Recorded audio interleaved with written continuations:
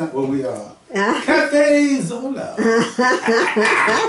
Yes, you are. I finally got the place right. And I'm trying to work on the tempo.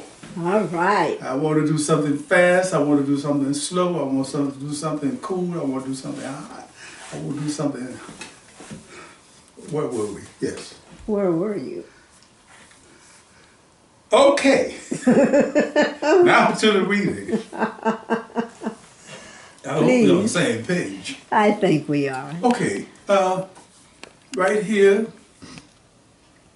is the African Times newspaper columns that I wrote.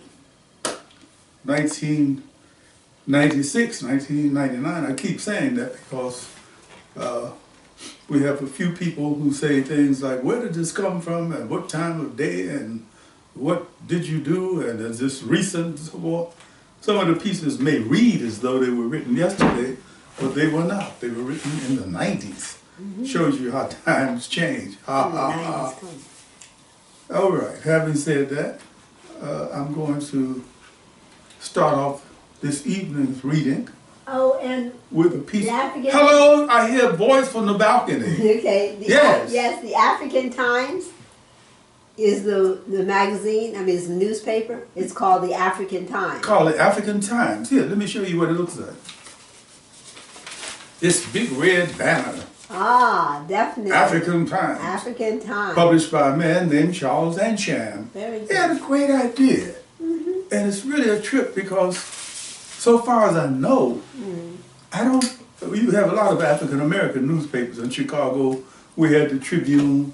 Here in California, we have the Sentinel. Baltimore I think it was called the American yeah. Eagle or something like that before it was called the Sentinel. The Wave, yeah. But so far as I know, even today, this is 2019, we still don't have a newspaper in America that focuses on African American news. And that is not to say that the columns that I wrote are only about people or for people of African descent. But the primary focus was on Africa and people of African descent. And having said all that, let me get into today's column because there are about 2 or 3 other things I have to do this evening, and I want to get to it before it gets light. It's dark again. Time passed so fast when you get old. When I was 93, I used to think that, my God, what happened to 10, 20, 30, 40, 50, 60, 70, 80, 90? And lo and behold, maybe because I was counting backwards, but I discovered I wasn't 92. Okay. Yes. On that happy note. My math was bad. This one is called My Point of View. And for those who've been following this, you will know that all of these points of view are my point of view. The column is called Media Watch, and my point of view starts like this. The point of view, in parentheses, POV, is an immensely complicated and emotionally loaded concept artistically. In America, media-wise, the Eurocentric point of view is all pervasive. We need only look at the little screen for a few consecutive evenings to see how true this is. There are no serious African American dramas being exposed. None. This is 2019, and there are still no serious African American dramas being exposed. Yeah. None. None. It's all Negro-centric. Ha ha ha.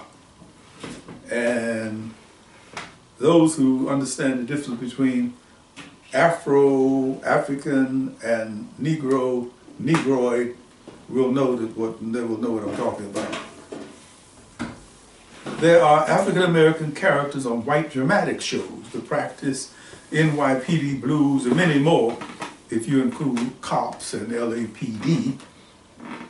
The reason for this sick state of affairs can be clearly traced back to Euro-Americans' constant need to be reassured that Africans in America are here to work, spend lots of money, play sports, entertain, and be funny. Ha ha ha. The traditionally negative propagandists are alive and prospering. Aside from comic-sizing the African American presence on television, the Native American has been fossilized. Fossilized. And the Asians reduced to a smart collection of television news ladies.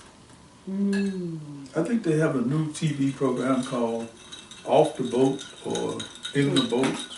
Okay, Or yeah. Where's the Boat or Yeah, something. yeah. For the Asians as well. They have their own image battles to fight. The Asian men took a hard look at what the Eurocentrics were about, picked up their rice bowls and headed straight for channels 18 and 56. The mainstream had too hard to crack that, man. I may as well. POV is something that many of us seldom pay any conscious attention to. Yet it can be a determining factor in our relationship with each other. My friend, the psychologist, Dr. Ralph Burnham, suggests that the Negrocentric sitcoms, for example, share the responsibility for creating the mindsets of many African American youngsters, teenagers. Study the picture carefully. For the first time in our history, there are no elders on the scene, no responsible adults to channel these immense reservoirs of energy. The television is saying, you have only your peers to be concerned with, to be guided by. And if an elder does appear, I'm not talking about Cosby.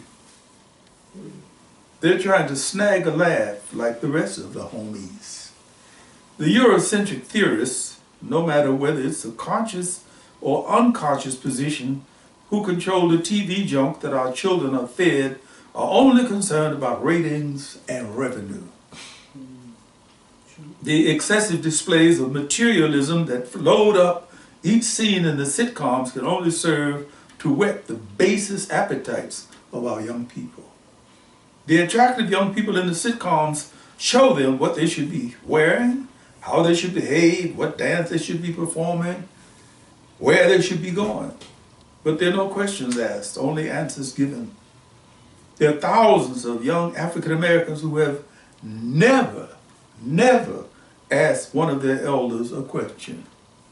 Why? Possibly because they feel they've received all the answers from their favorite sitcoms. It becomes self-defeating, ultimately. The young leading the young. Where? Where? Wow.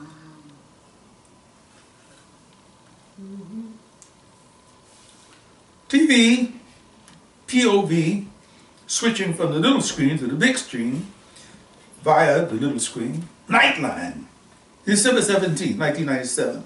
A triple-party interview with Debbie Allen, co-producer of Steven Spielberg film Amistad. David Zwick, director of the Civil War movie Glory, and Spike Lee, director of She's Gotta Have It, and most recently, the Malcolm X story. The focus is on the recently released Amistad, and the questions that were posed have been circulated over and over. Can a white person do a black film? The answer is obviously yes, because they do it all the time. Should a white person do a black film, specifically one that is of immense historical value to to blacks? Let me repeat that. Should a white person do a black film, specifically one that is of immense historical value to blacks? I would give a qualified yes. If the white person had Nelson Mandela's integrity and the late Kenneth Hahn's sense of justice. Otherwise, leave it alone. Amazingly, there have been few white films written or directed by African Americans. Huh? Given the perspectives we've acquired over the past 200 years. I mean, it's been said before, and I'm saying it here. We know him better than he know me, if you know what I mean. We were trained by the Eurocentrics to be Eurocentric. The training offers us a unique point of view. So far as I know, there are no white people who were trained to be black en masse, not even in Brazil. Back to Nightline. Spike Lee was on the one with his complaint that the director-producer usually changes the material to suit the comfort zone of his POV. Thus, Mississippi Burning loses sight of Charles Evans' story and becomes the FBI's story. The Biko story becomes the Donald Wood story.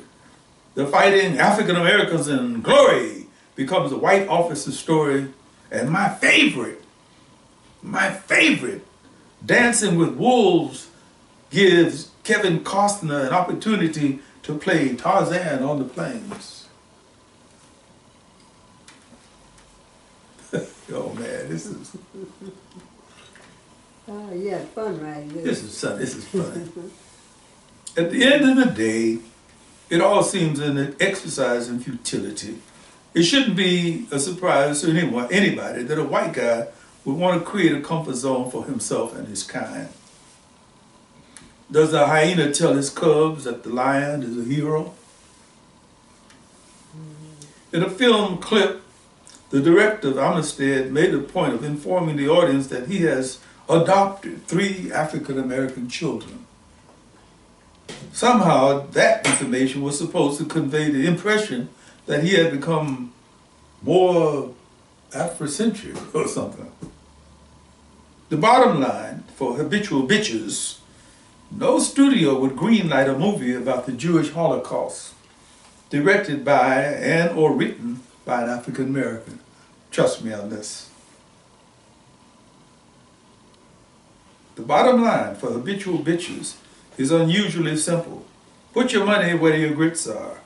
Remember the golden rule. He who has the gold rules. Whoa. You had a lot of fun with that, didn't you? Well, Yeah. kind of. Sometimes it's really kind of funny or fun-like, put it that way, to tell the truth. We had a few people call up about that particular column who disagreed, and a few people who called up who did agree. I said, kiss my lips Happiness. and keep on listening to me. Yes. Because I'm trying to tell you something. And that was written in 1998. Wow. That's something. Way back when the dinosaurs were prowling the earth. And the Tyrannosaurus was only to be seen on Tony Gleason's sketch pad. Yes. Well, I gotta go. Like I said, I wanted to just doing one reading today? Well, that was only one, right? That was only one. Okay, well, let me leave off with this second one here. Okay. This was February 1998. Okay. And strangely, it's called Connecting with Africa. So I guess it had something to do with what I just read. Yeah. Whoa, I didn't know that. Someday. Okay, when was that written? This one is February 1998. Okay. African American History Month. For all those who celebrate that particular month. Yeah. Someday, a world-class study should be made to give all of us a concrete psychological understanding of how the various African cultures, Yoruba, Igbo, Ashanti, Fante, Ga, Ewe, Akan, Mandinka, others, were forcefully filtered through so many foreign cultural prisms. British, Scotch, Welsh, Irish, Portuguese, Spanish, French, Dutch during the Pan-African Holocaust, and yet retain the cores of their Africanity. Something to think about. Yes. One of the cores might be called the melanin factor. No matter how well we speak English, French, Portuguese, or Dutch, we are always aware that our various shades of darkness come from a common ancestral background. Dark skins are not a European legacy. Dr. Oscar Opaku of the University of Ghana at Legon suggests that spirituality is another core. There are many people, both African and non-African, who will dispute what I'm saying, but I will continue to say it anyway. This is Professor Opaku. I believe that the African sense of the spiritual is largely responsible for Africans surviving the Holocaust. How else could one possibly explain how people locked into chattel slavery, animal slavery, could survive? The African Holocaust is of such magnitude that it is immeasurable. How many were actually enslaved? How many died during the Middle Passage? How many were worked to death? We will never know. No. What we do know is that those who were enslaved have survived, and many are thriving incredibly after such an ordeal. They were able to survive by appealing to one of the deepest fountains of spirituality in the world, African spirituality. In all of the places where our people were enslaved, we held on to spiritual forces that gave us the will and strength to endure the unendurable. In Brazil, we call it candomblé, umbanda, macumba.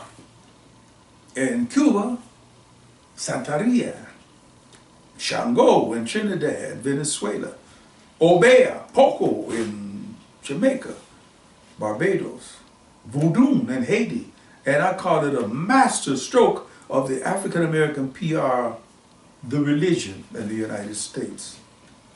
This African sense of spirituality co-opted the demeaning Christianity that was spoon-fed to us to make us docile, subservient.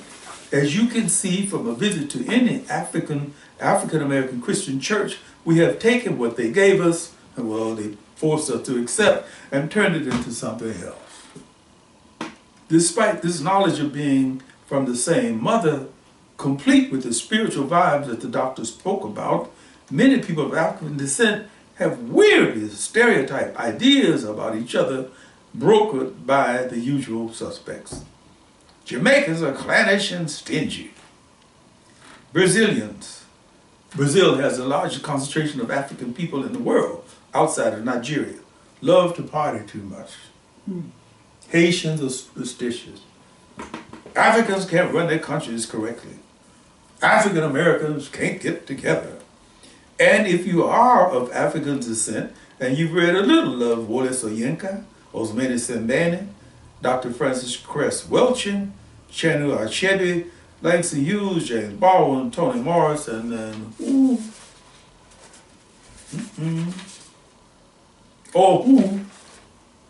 in the diaspora, no African country has opened a ministry of the diaspora. Jamaica even calls, come home, man. We're not Ghana.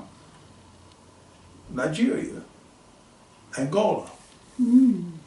Creole Africans, that is us, diasporans, my invention. We all Creole. We were made here.